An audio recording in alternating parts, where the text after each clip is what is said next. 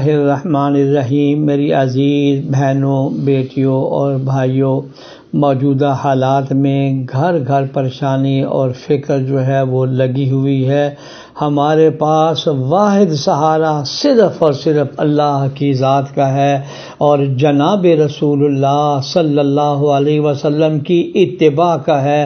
میں آج آپ کے سامنے پھر یہ بیان کرنے لگا ہوں کہ حضرت صلی اللہ علیہ وسلم نے فرمایا ہر قسم کی شر سے، بیماری سے، آفات سے محفوظ رہنے کے لیے یہ وظیفہ یاد کریں، بچوں کو بھی یاد کرائیں۔ 1.5 لائن کی یہ دعا ہے، وہ کلمات یہ ہیں: بسم اللہ الذی لا یضر مع اسمہ شیء فی الارض ولا فی السماء وہو السمیع العلیم۔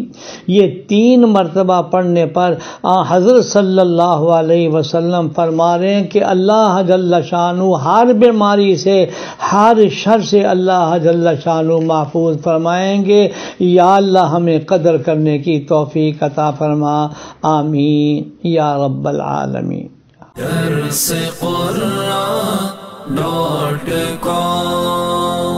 www.darsequran.com